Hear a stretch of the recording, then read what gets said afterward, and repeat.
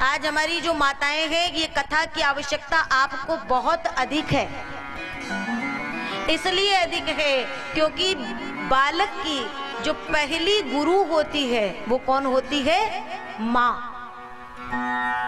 और माँ यदि इधर उधर के प्रपंच में पड़ेगी तो बच्चा भी वही सीखेगा। और आज ये कथा यदि एक मात्र शक्ति के माध्यम से हो रही है तो हमारी माताओं को कथा में विशेष ध्यान रखना चाहिए। हाँ, आप लोग हमारा डिपार्टमेंट हैं। एक दो दिन बाद चर्चाएं हम आपसे पूछेंगे, इसलिए बहुत ध्यान से सुनिएगा।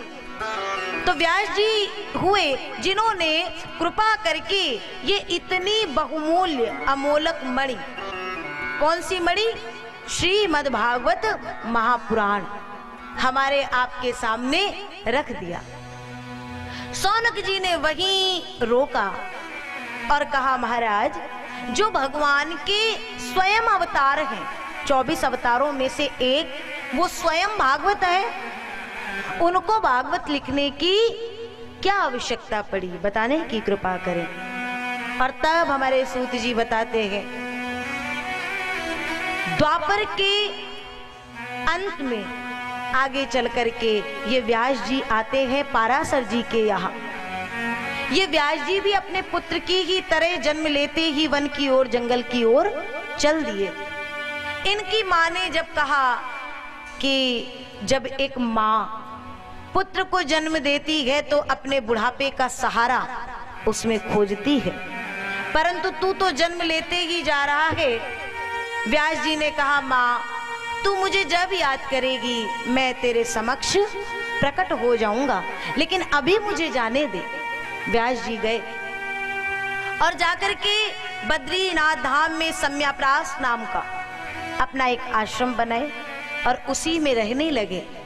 एक दिन उन्होंने आगे जो स्थिति होने वाली है, कली आने वाला है, कलयुग के जीव जो इतने रत हो जाएंगे विलासों में, जिनके पास में भजन कीर्तन सत्संग के लिए समय नहीं हो, जो आगे ज्ञान की चर्चाएं हैं वो इनके लिए इतनी कठिन हो जाएंगी कि इनसे ना कहते बनेंगी ना सुनते बनेंगी।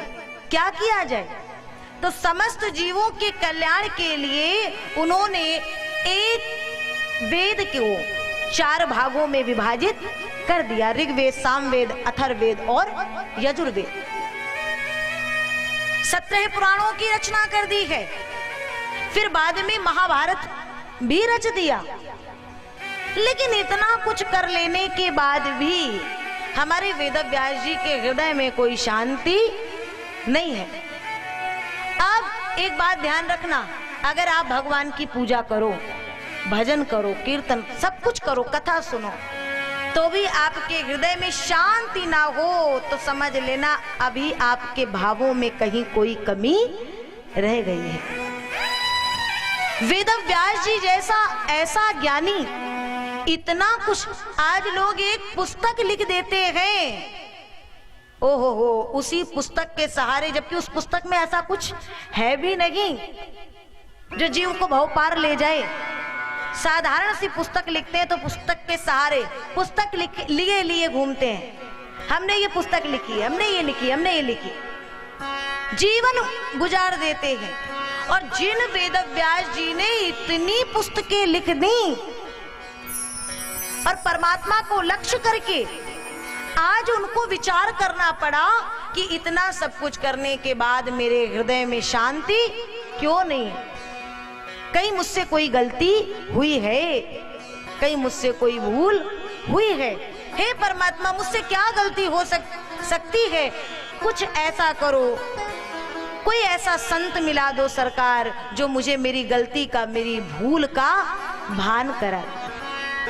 व्यास जी महाराज विचार कर ही रहे थे कि सामने से एक संत का आगमन हो गया। नाम है नारद, और जिसकी बात कभी रद्द ना हो वही कौन है?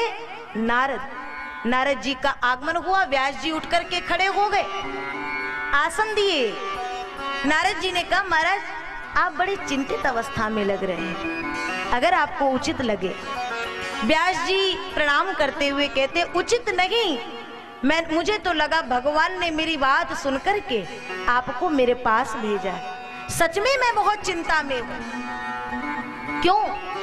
व्यास जी ने बता दिया, मैंने ऐसा ऐसा किया, इतना कुछ करने पर भी शांति नहीं मिली। ऐसा क्यों है नारद, क्या हो सकता है? नारद जी मुस्कुराए और कहते, महाराज मैं आपको क्या बताऊं, आप स्वयं भगवान के अवतारों में से एक है, परंतु तो भी आप कहते हैं तो सुनिए। यथा धर्माधयश्चार्था